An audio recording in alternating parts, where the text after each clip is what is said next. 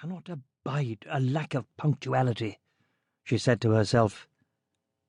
She stood and walked to the large north window. Here the view was worse. Here one stared right at the glacier, big and malevolent, as unwelcoming and inescapable as death itself.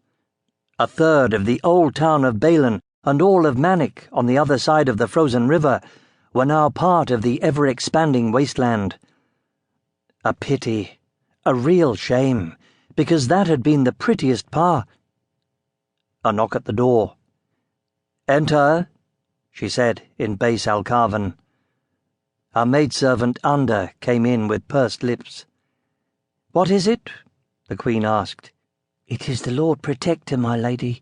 He seeks an audience with the Witch Queen," Under said. The Queen disliked and discouraged the use of the title Witch Queen. Other queens enjoyed the title, feeling that it engendered an atmosphere of fear, but she knew that only fools believed in magic or the supernatural.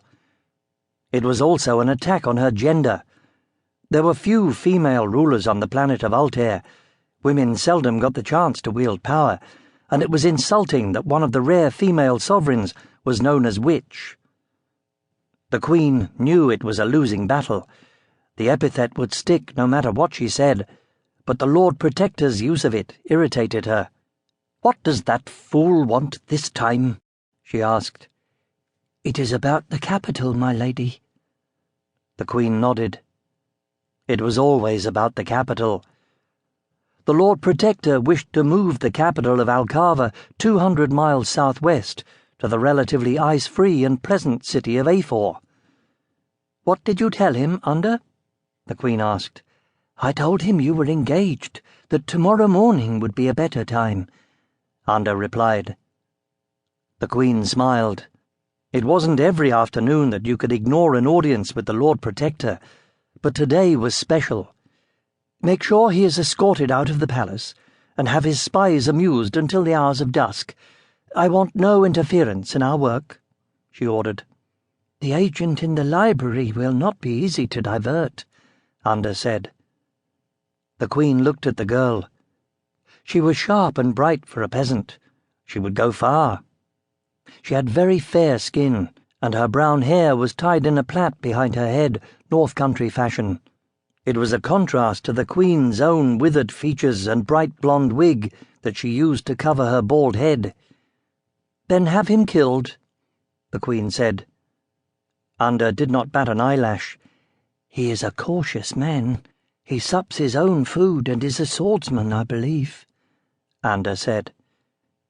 "Have him taken to see the machine. He will be giddy with excitement. His guard will be down. When he has seen it, arrange for an accident off the adjoining battlement.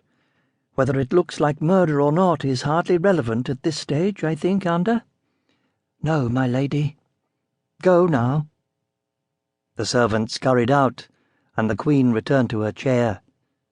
She waited some more. Finally, almost an hour past the appointed hour, Sarper of the Science Guild was announced. He was a wild-haired, fussy little man, typical of his breed, but atypical in his brilliance. For hundreds of years, the Balin Science Guilds, and before that the metalworking guilds, had been poring over the machine. Of all the masters who examined the device, only Sarper had had the wit to understand its operation, or had the ability to reactivate its power source. His genius forgave a lot. "You are late, Master Sarper," the Queen said. Sarper knew better than to make excuses.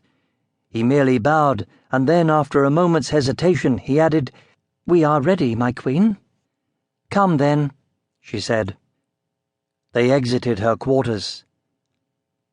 Master Sarper offered the old Queen his arm, but she ignored him. Although she was well into her 90s, she was not yet infirm, and certainly not foolish enough to be seen needing assistance walking about her own palace. The position of Witch Queen was elected, not hereditary. Any one of a half-dozen contenders for the throne would jump at the chance to eliminate an old and ailing woman. Terror was what kept them in line, nothing else. "They can wait their turn," she thought to herself testily.